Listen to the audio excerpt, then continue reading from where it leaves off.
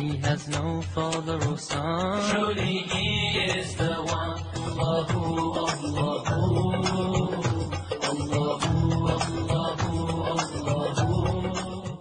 The Abdulaziz Trust invites you and its family to its annual Eid dinner in aid of its charity programs on Saturday, July 15, 2017, 6 p.m., located at the Center Point Mall Auditorium, Ramsaran Street, Chaguanas, Trinidad. Feature address delivered by Shaikh Shafayat Muhammad, Florida, USA. Tickets are $200 and are available at the Hikmah office located in Central Warehousing Complex in Charlieville, Chaguanas. For more ticket information, you can call us at 868-325-8276, or you can also email us at alhikmat@alhikmat.com. Assalamu alaikum wa rahmatullahi wa barakatuhu. Due to the negative propaganda against the Quran and the Holy Prophet Muhammad sallallahu alaihi wasallam, it has become imperative upon us to spread the message of the Quran, inshallah. Therefore, Al-Hikmat kindly requests your support to pledge and sponsor 100,000 Quran drives on CDs. Join us sponsoring Qurans on CDs for free distribution fi sabilillah for Muslims and non-Muslims worldwide. You can also sponsor on behalf of family members and relatives that have passed away as Sadaqah Jariyah. Assalamu alaikum wa rahmatullahi wa barakatuhu. We're praying Salah, right? Well, you see brothers and brothers fighting for money and property. Sisters, brothers, fathers, children. Look at our Prophet ﷺ. 1400 years ago he said, I don't fear that you guys will do shirk, assign partners to Allah. But my fear is you will envy your brother and your sister for worldly things. When they have these worldly accomplishments, you will envy it. Assalamu alaikum. Allah gives hikmah, wisdom, to whomsoever He wills. And whomsoever is given wisdom is certainly given a lot of good. Only the people of understanding will benefit from the reminder. Tune in to Al-Hikmah TV for khutbahs, lectures, and Islamic reminders. Assalamu alaikum wa rahmatullahi wa barakatuh. All praises are due to Allahu, Allah. All praises are due to Allahu, Allah. Allahu, Allahu, Allahu, Allah. Allahu, Allahu, Allahu, Allah. All praises are due to Allahu, Allah. All praises are due to Allahu, Allah. Allahu, Allahu, Allahu, Allah.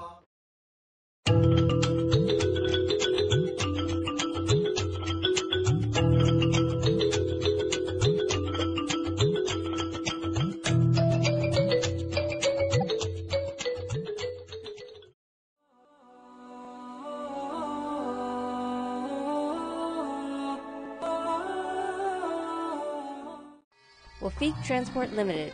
Contact 715-6463 or 673-0152. Located at 86 Orenfield Road, Karapi, Chima. Services include vacuum, septic services, sock pile, sand gravel, etc., trailers, heavy equipment for sale such as flatbeds, drop decks, container trailers, and lots more. Southern Hatcheries Limited. Suppliers of both live and processed broiler chickens. Parts available in both tray packs and case bags to suit your needs. Leg and thighs, wings, liver and gizzard. Also suppliers of both live and processed ducks. All meats strictly halal. Visit us at 440 Komodo Road, Barrackport. Or call us at 654-3938 or 361-08. If you'd like to advertise or be a sponsor of this show, please contact Al-Hikmat office. Telephone number 1954-986-0158 or 1-868-325-8276. Or you can email us at alhikmat@alhikmat.com. Assalamu alaikum. Welcome to Who is Who on Al-Hikmah TV 24/7 online.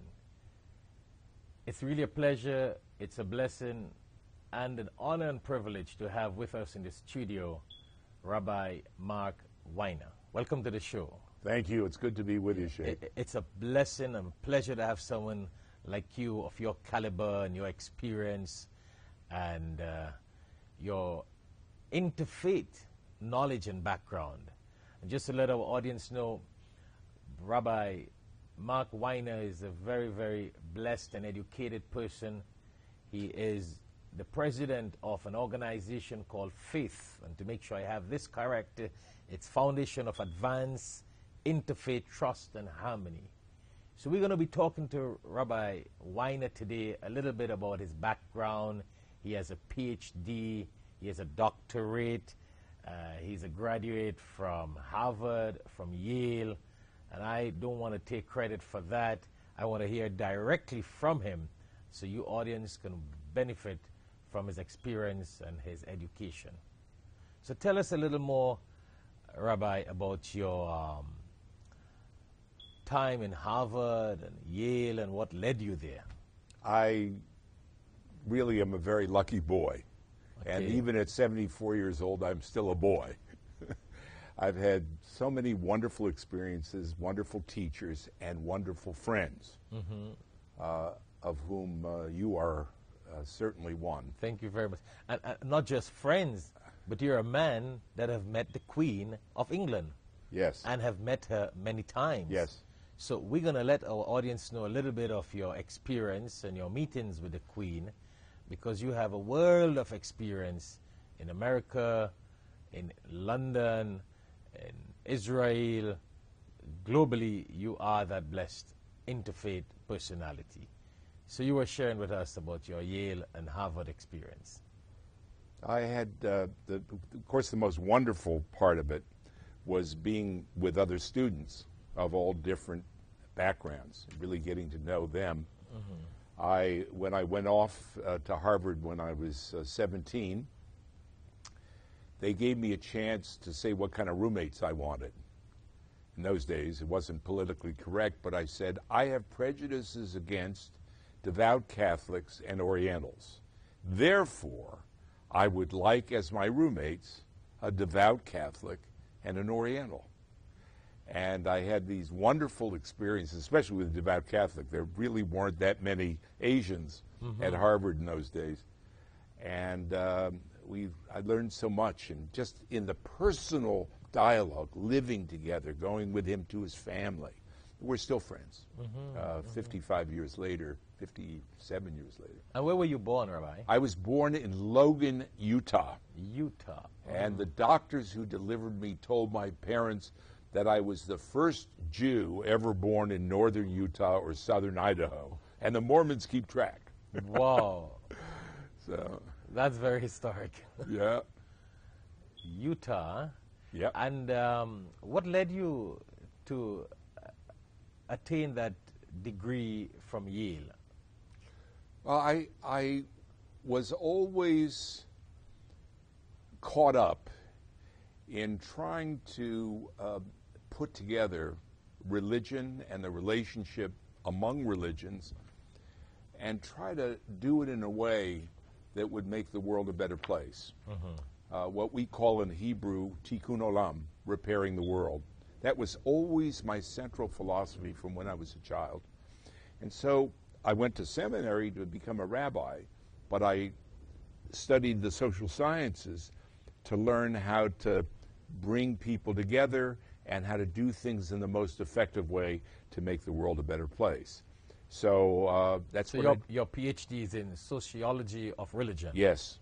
So I did sociology, race and ethnic relations, sociology of religion, social psychiatry, all focused on giving me the academic tools to make me more effective in bringing people together. Wow, that's really phenomenal.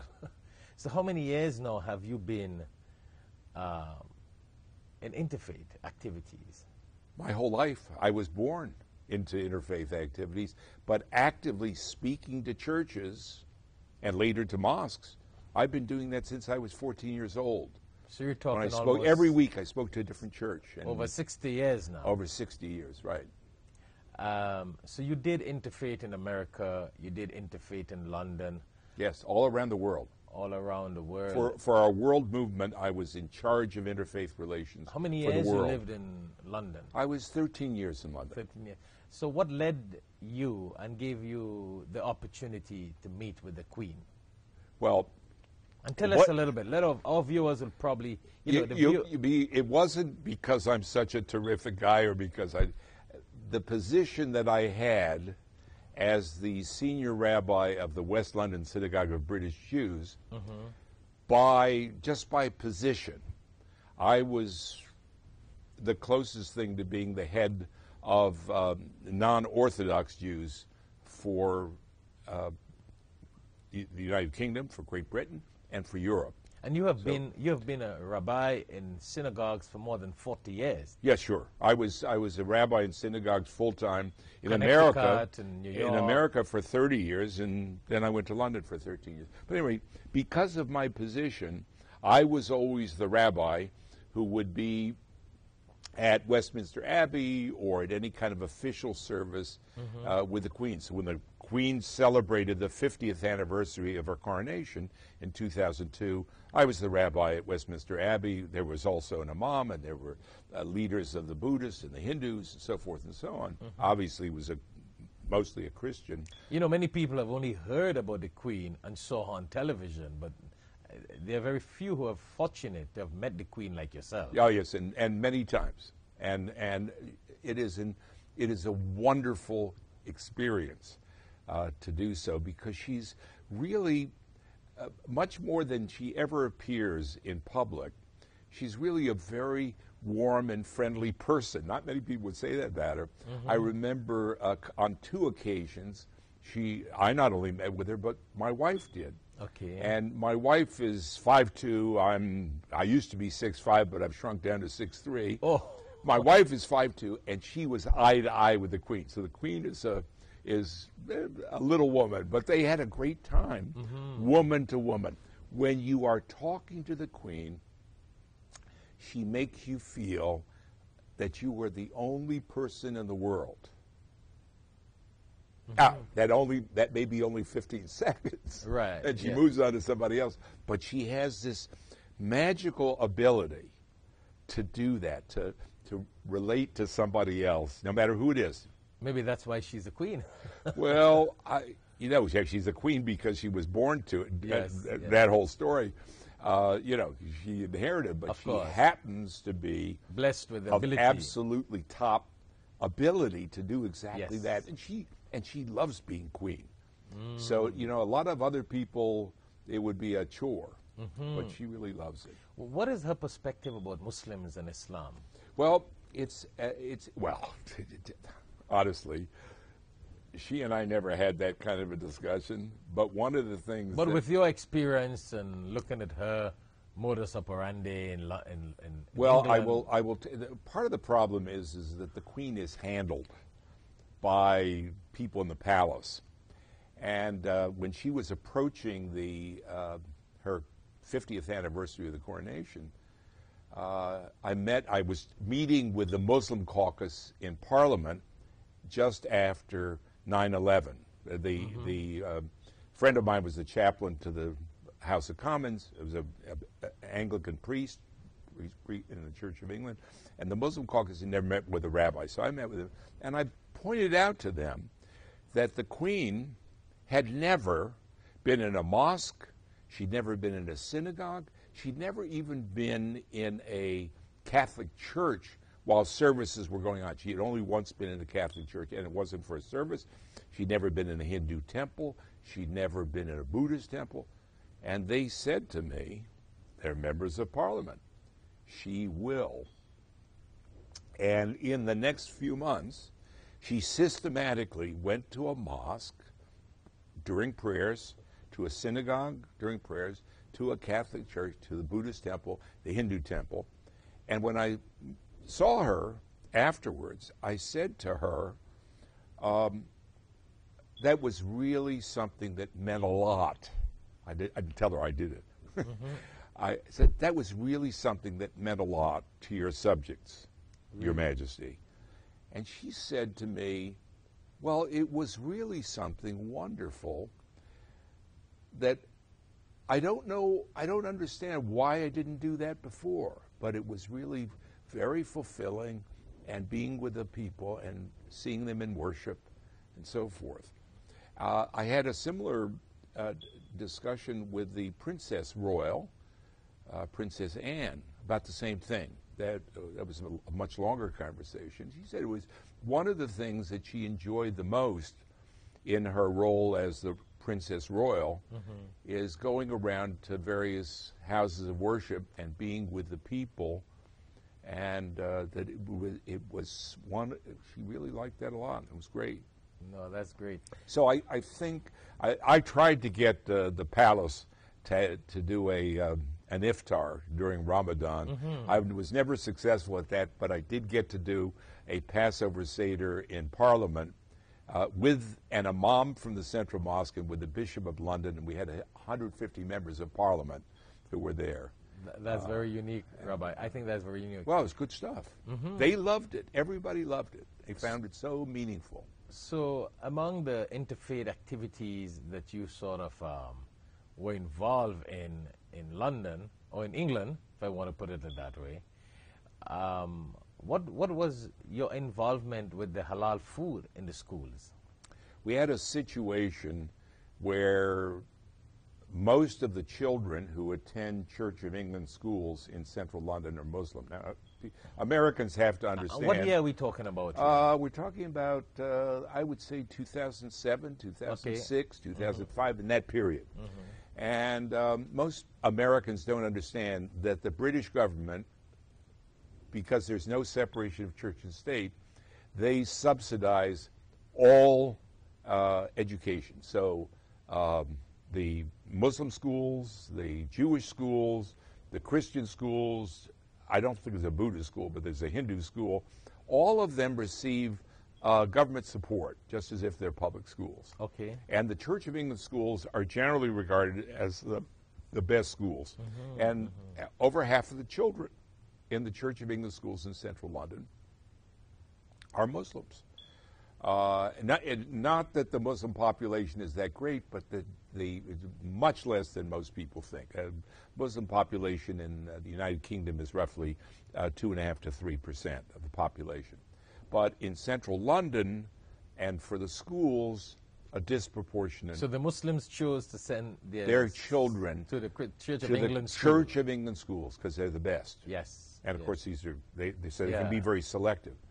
About half of the Muslim parents really cared a lot about halal, and so they petitioned the schools to serve halal food. They have a school lunch program. They even have school breakfast, which the government pays for. But when the Muslims went to the Church of England schools, they said, well, we're a religious institution. Why should we get involved with your serving, with your children wanting halal food? So I had a wonderful friendship with the Church of England priest who was the head of the Church of England for London. And I said to him once, day at lunch, we were talking about the issue, and I put my arm around him, and which a rabbi could do this, and a priest couldn't do this, and a mom probably couldn't do this either. So I put my arm around him, and I said, come on, Bill, what would Jesus do? And he broke into a huge smile. He said, that you got me. I will work it out. And they arranged to get packaged halal trays in for lunch for all the Muslim kids in the Church of England schools, and even for breakfast during Ramadan, so the kids would come before sunup to school, and they would serve them halal breakfasts, pre-fast breakfast to help with everything. The government paid all the bills. It wasn't like it was a financial problem. That's very something I'm very proud of, because we have to set something up in our relationships with each other where we have each other's back. We stand up for each other. Yes. We work with each other. We can be wonderful friends, but we have to stand up when somebody else has a need. And I really I always have that perspective that religious leaders, and I believe that very strongly, religious leaders need to voice their opinion and explain to political leaders, if need be, the importance of these kind of services to the community, because political leaders are the people who are there to make policies and serve the country and the people. But because religious leaders are the clergy members, if I want to put it in that way, of the spiritual aspect of people, and you need that understanding with the political leaders and the spiritual leaders so they can better serve the communities. What do you think about that? Absolutely. I think it's very important for us to speak truth to power, just as the prophets in the Bible did, just as the Prophet Muhammad, praise be his name. Yes. That was something that he did and that he believed in, and doesn't matter what country it is, what religion it is, we all have a responsibility to speak out from our religious perspectives on what's going on in the society, and that still separation of church and state, but separation of church and state means that the government is not to be involved in religion. It doesn't mean that religion shouldn't try to influence government. Right, yeah. I think you're totally right when it comes to that. The separation of church and state has always been a sort of misconception in the minds of people. What do you think about that? Yes, it is a misconception. There's a lot of misunderstanding. I think actually it's a tremendous advantage having separation of church and state. In England, a lot of times people in the Church of England would say to me, it's not so terrific being the established religion. At least when there's separation of church and state, every religion has to stand on its own, has to get its own resources. The government doesn't subsidize the church in England, but the Queen is the head of the Church of England. That's one of her roles. And the Bishop of London is her chaplain. And whenever something happens that's religious, it's going to be at Westminster Abbey, which is the royal family's cathedral. So it is an establishment of religion, but it's not such a good thing. Yeah, because from a realistic point of view, with the separation of church and state, it gives the religious leaders more power, if I would think, to run their religious institutions without politicians getting involved and making man-made laws into the religious institutions. Absolutely, and there shouldn't be a confusion between what are man-made laws and what are religious laws. There shouldn't. People should be able to integrate in a society but not give up their beliefs and their traditional practices. You know, so I want to touch on a little bit of your interfaith activities here in the United States of America. But I think we should go on a short break. And when we come back, I would like you to share with our audience your perspective on what do you think, looking at the present situation in the United States of America, Muslims and Jews, or religion, interfaith on the whole, in America, with the present situation, the new administration, maybe some of the statements that President Trump makes, how does that affect people? How does it benefit people and the country? So it has been a pleasure to have with us in the studio, in Al Hikmah studio, Rabbi Mark Weiner, a man who has met the Queen, a man who is a graduate from Harvard and from Yale, a man with a degree, a PhD in sociology and religion. He has been really blessed, and we are blessed to have him with us in the studio. So stay tuned. When we come back, we're going to talk a little bit more with Rabbi on his experience and his advice on the present situation with Muslims and Jews and interfaith in the United States of America.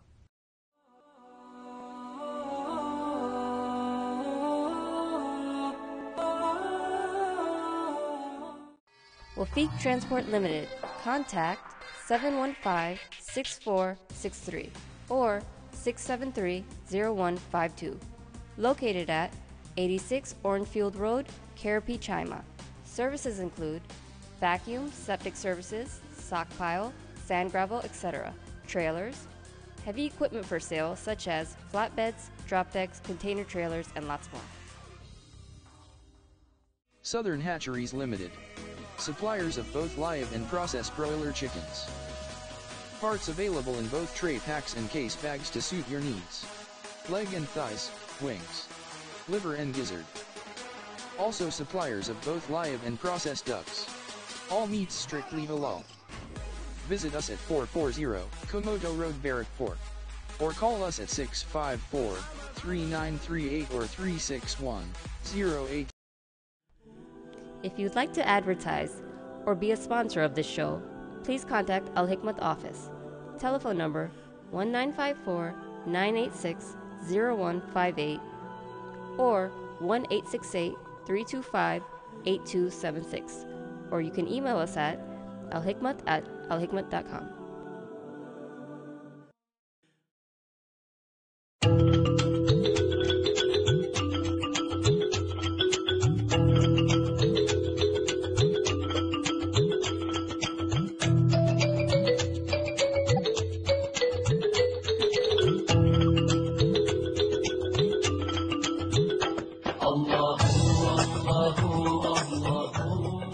The Abdulaziz Trust invites you and its family to its annual Eid dinner in aid of its charity programs on Saturday, July 15, 2017, 6 p.m., located at the Center Point Mall Auditorium, Ramsaran Street, Chaguanas, Trinidad. Feature address delivered by Shaikh Shafayat Muhammad, Florida, USA. Tickets are $200 and are available at the Al Hikmah office located in Central Warehousing Complex in Charlieville, Chaguanas. For more ticket information, you can call us at 868-325-8276, or you can also email us at alhikmat@alhikmat.com. All praises are due to Allahu Allah. All praises are due to Allahu Allah.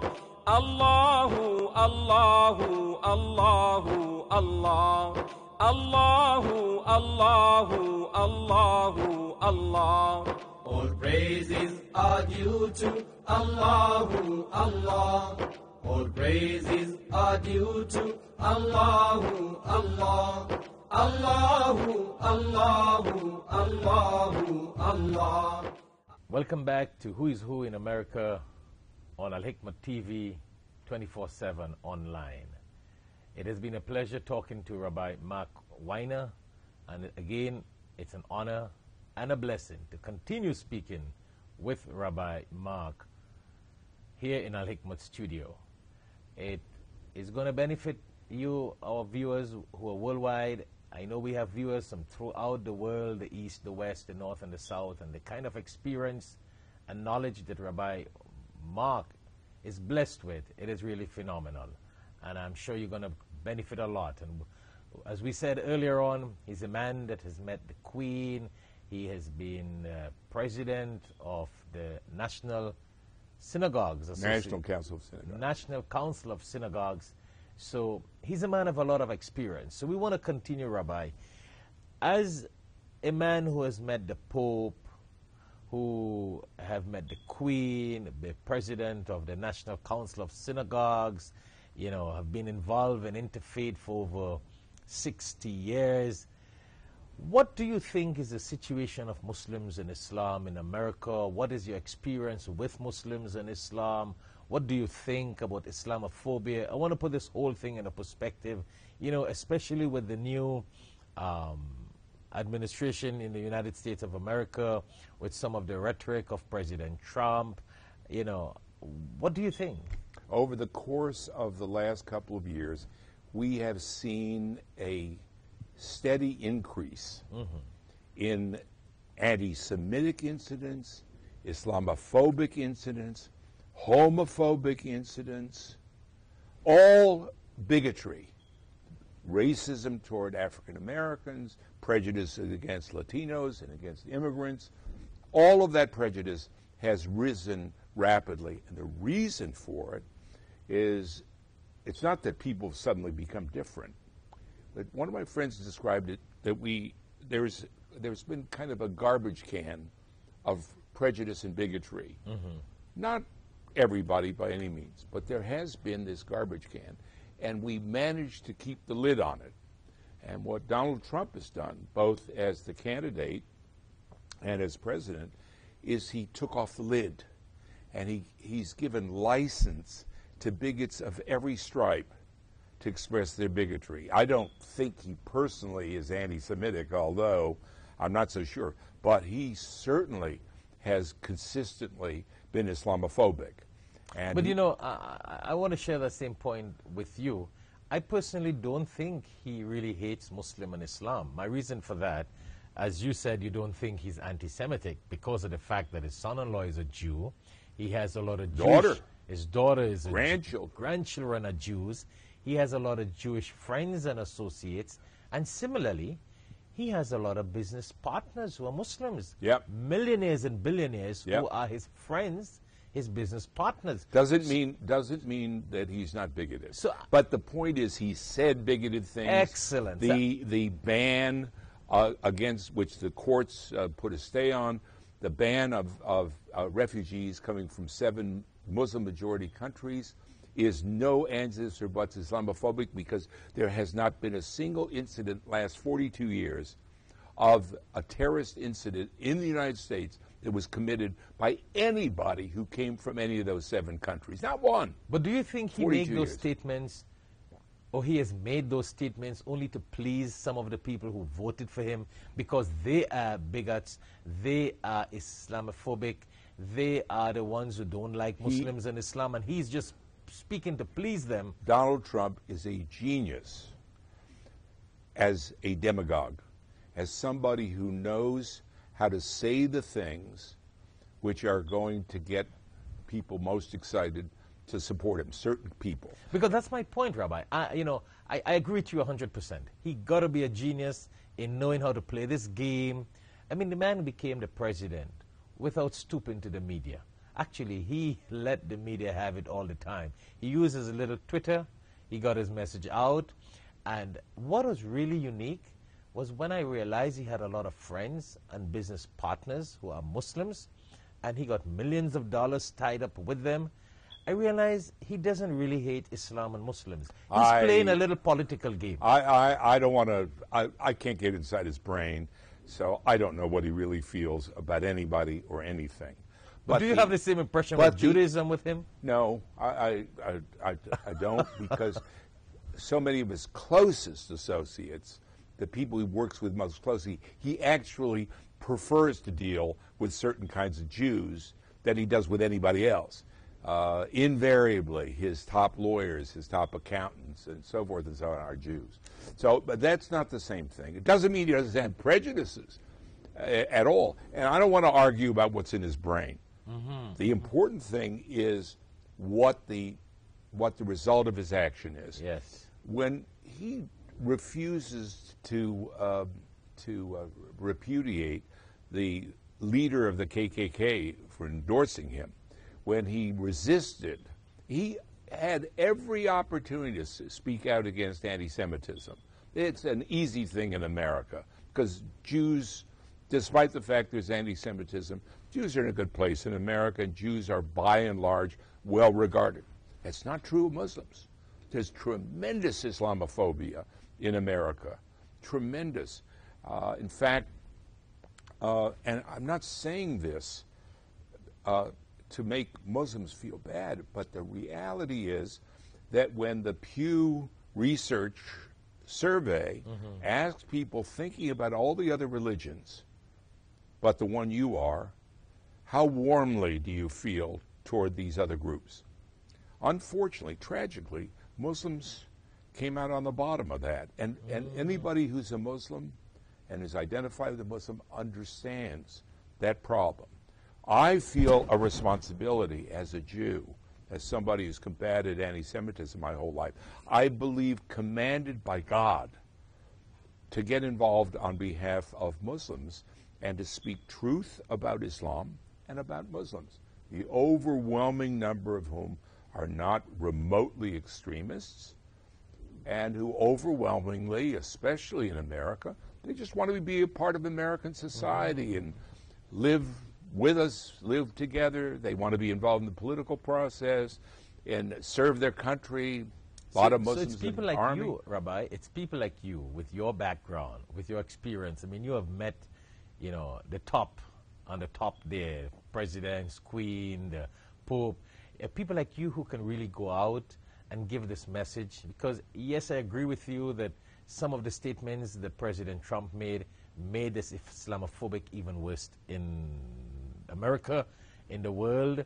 And people like you, a man like you with your experience, your knowledge, your wisdom, who can really let the world out there know, who hate Muslims and Islam because of a few terrorists, which is really, I mean, it's a big amount, but it's really a minority. And if you would make this sort of clarification, I think Jews and Christians and Americans and the people, the British and the West will better understand. The Jews, it's not that I've met those great leaders. It's nice. But the important thing is that I have for many years known lots of Muslims. The same way the rest of my life I knew lots of Christians. I lived in a largely Muslim area. I studied Islam for 13 years with 6 imams who were all graduates of Al-Azhar. I worked with the mosque. I did things. So I saw, and including the director general of the mosque was a Saudi. And he had never met a Jew before, had profound prejudices. But we really became friends. And I was able to deal with him and help him to grow. He even studied biblical Hebrew with me because of the closeness of biblical Hebrew and classical Arabic. So, these things are possible, but we need to work together. So what are some of the points that you think you should mention to, or you would like to mention to non-Muslims who have this Islamophobia scenario in their mind? What do you think you would like to let them know? I think it's very important to get to know Muslims, even more than it is to get to know Islam. Islam is a vast sea. As much as I've studied Islam, I don't begin to fully comprehend it. But to get to know Muslims, most Americans have never met a Muslim or are not aware of having met a Muslim. And yet we have in America something like 2.5, 3 million Muslims. And there are plenty of opportunities to meet Muslims, get together with Muslims. Something that Muslims have to do is go out just like you do and inviting non-Muslims to the iftar. Yeah. And you do a lot of speaking to mixed groups. Say, well, people got to know. Yeah, I think with knowledge, that's very important. I think that non-Muslims who feel the way I do and who feel welcoming toward Muslims, they see a woman in the supermarket, in Publix, who's wearing hijab. You should go over to her and say, Assalamu alaikum. It's good to see you. Welcome to America. Glad to have you.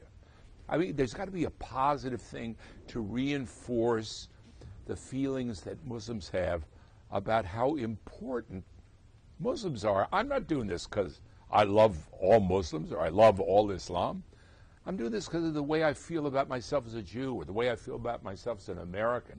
That's the America that I want to see. And that's a command of God. That's why It is a command of God. That's why God created us in different race, in different colors, in different languages, so we would better understand one another, not that we would detest one another, but we would live with one another, we'd love one another.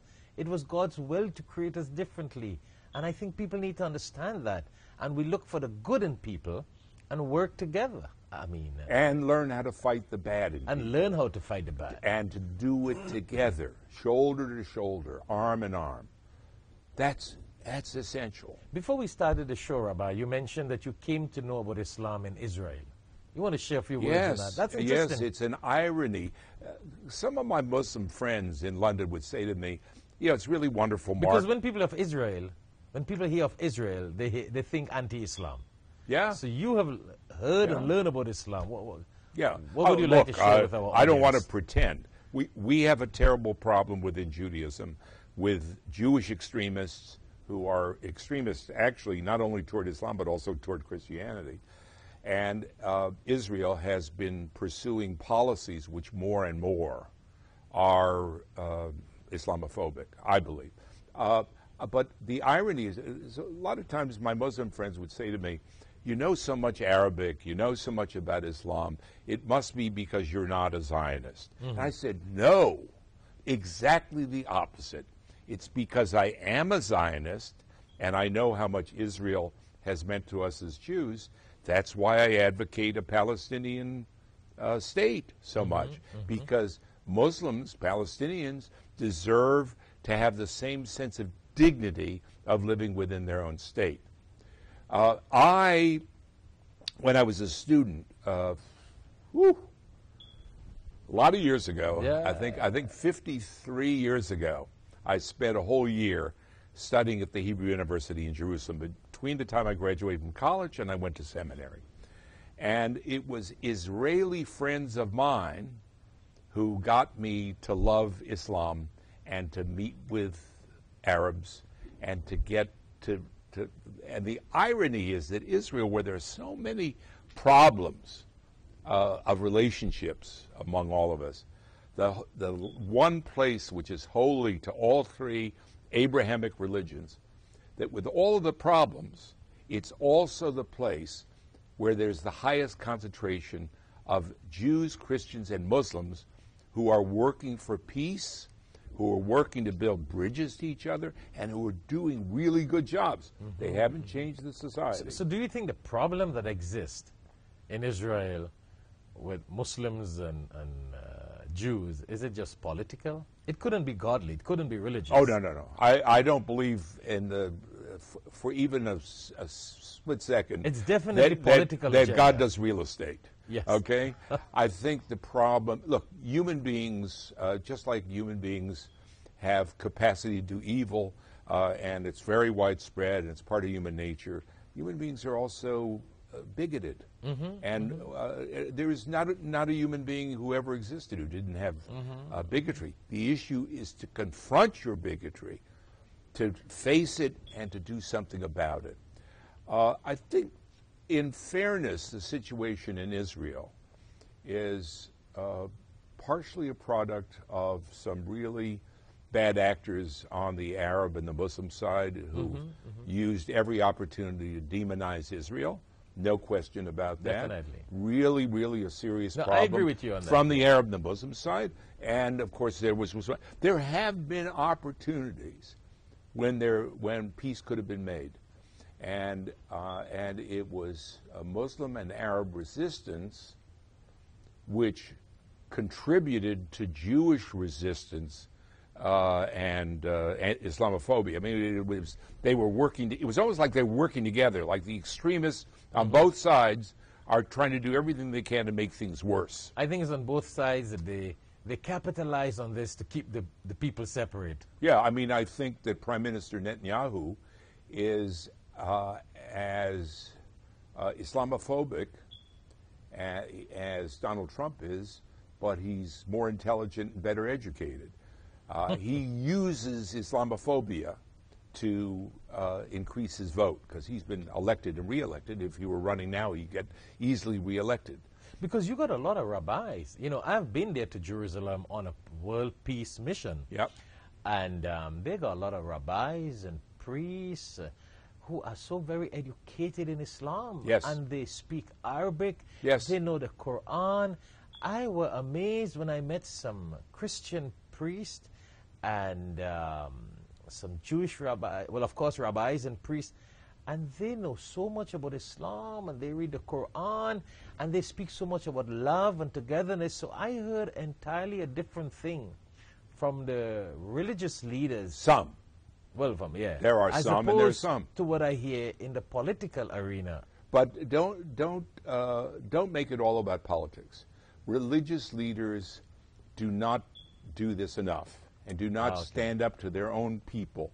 I made it very clear over and over again to my synagogue in London how important it was for them to get rid of their Islamophobia and to confront it. And we did things deliberately with the mosque to try to build those relationships.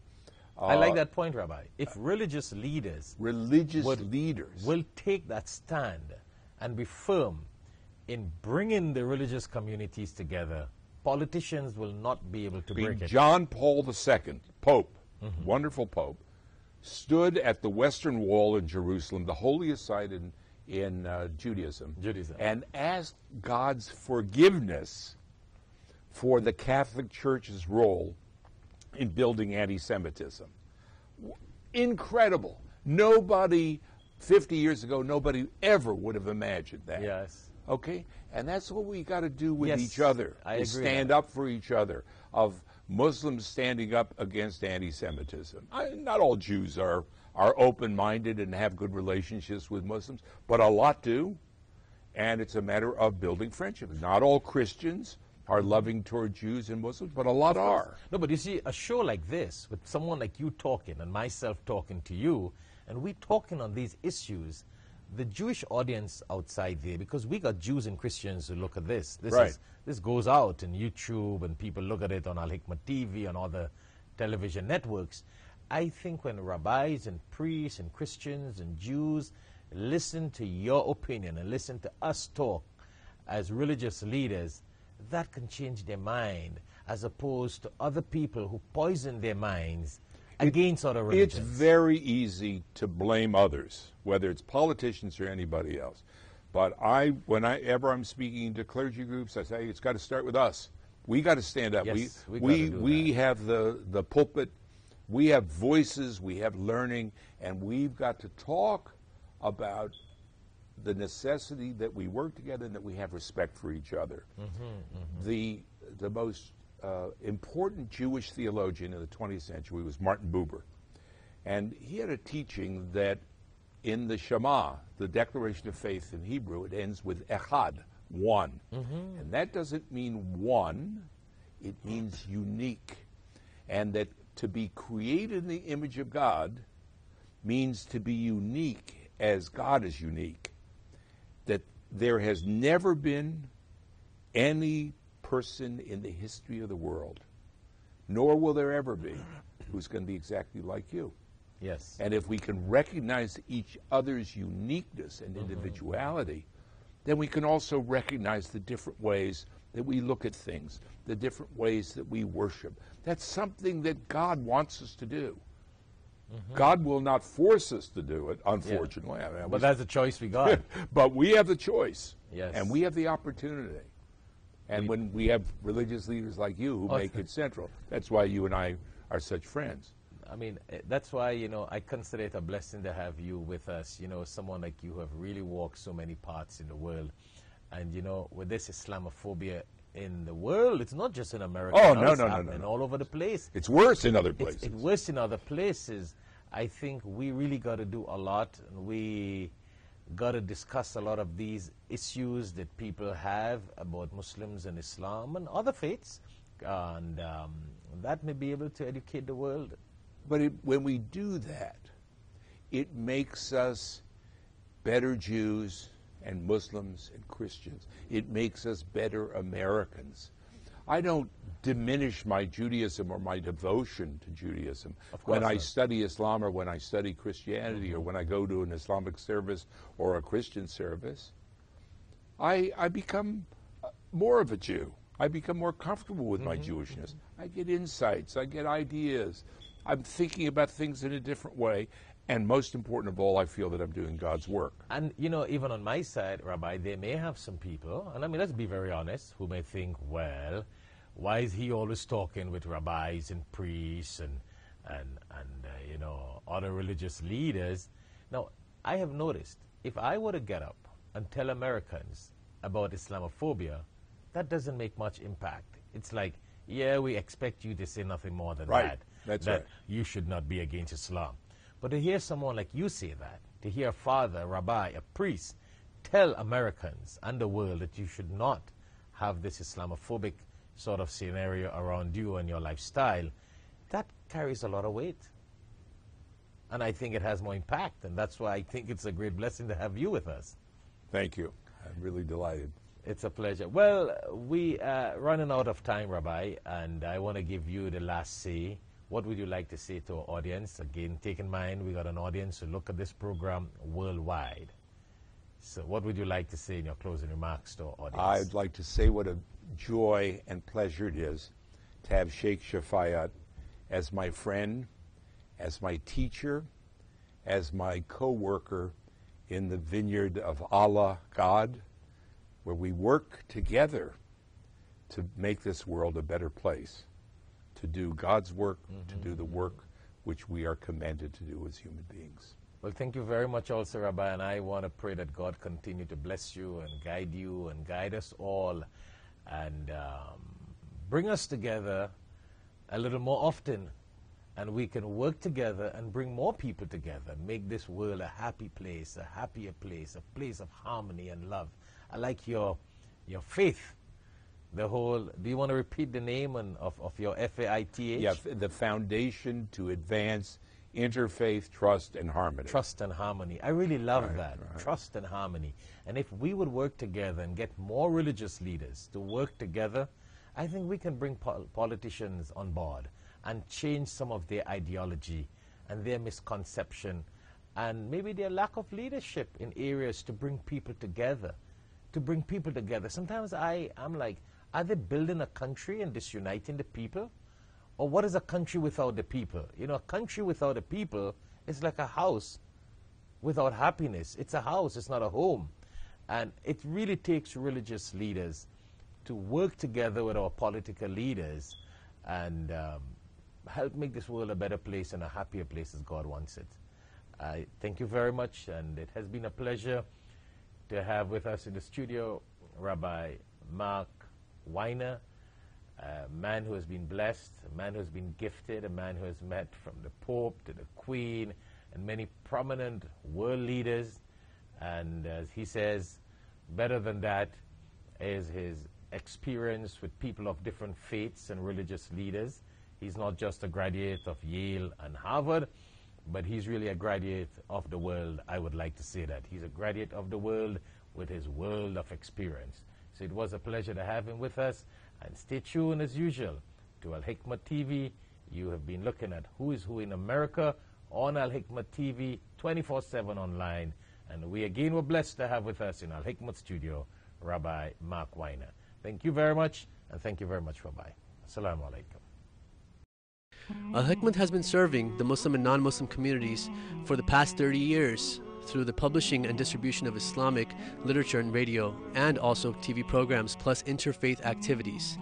Due to the demand and many requests of non-Muslims and new Muslims for Islamic literature, we request you to donate generously $1 fi sabilillah in the path of Allah subhanahu wa ta'ala towards distribution of the Holy Quran, Al-Hikmah TV 24/7 online, Dawah publications, Surah and Zikr books, genealogy of the prophets, feeding and clothing the poor, orphans, and the needy, students seeking to study Islam, printing of Islamic publications, our monthly Muslim magazine, One God, Same Religion Dawah brochures, Quranic Arabic reader with tajweed for students.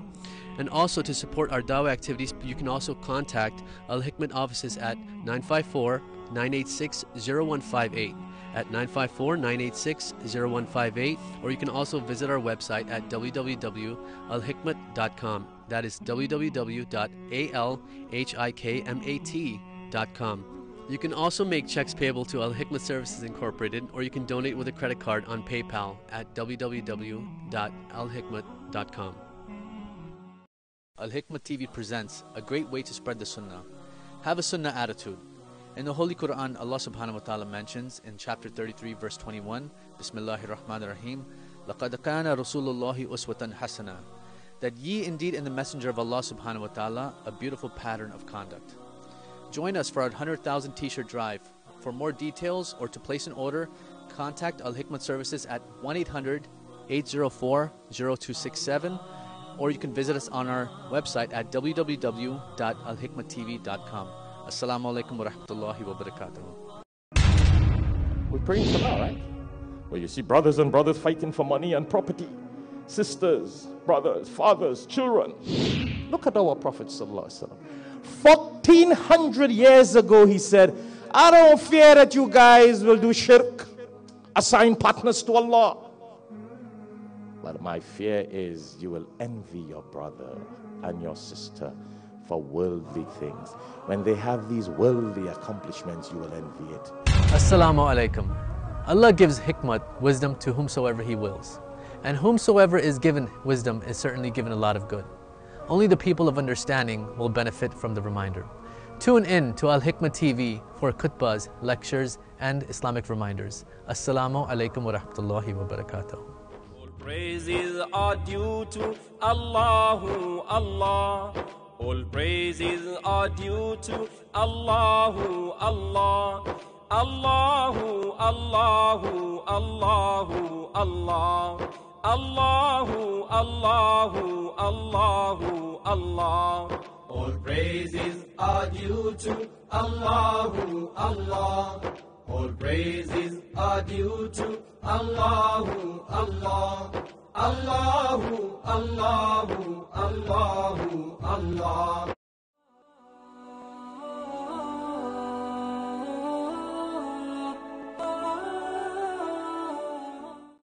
Wafiq Transport Limited. Contact 715-6463 or 673-0152. Located at 86 Orenfield Road, Karapi, Chima. Services include vacuum, septic services, sock pile, sand gravel, etc., trailers, heavy equipment for sale such as flatbeds, drop decks, container trailers, and lots more. Southern Hatcheries Limited. Suppliers of both live and processed broiler chickens. Parts available in both tray packs and case bags to suit your needs. Leg and thighs, wings, liver and gizzard. Also suppliers of both live and processed ducks. All meats strictly halal. Visit us at 440 Komodo Road, Barrackport. Or call us at 654-3938 or 361-08. If you'd like to advertise or be a sponsor of this show, please contact Al-Hikmah office. Telephone number 1954-986-0158 or 1-868-325-8276. Or you can email us at alhikmat@alhikmat.com. The Abdulaziz Trust invites you and its family to its annual Eid dinner in aid of its charity programs on Saturday, July 15, 2017, 6 p.m., located at the Center Point Mall Auditorium, Ramsaran Street, Chaguanas, Trinidad. Feature address delivered by Shaikh Shafayat Muhammad, Florida, USA. Tickets are $200 and are available at the Hikmah office located in Central Warehousing Complex in Charlieville, Chaguanas. For more ticket information, you can call us at 868-325-8276, or you can also email us at alhikmat@alhikmat.com.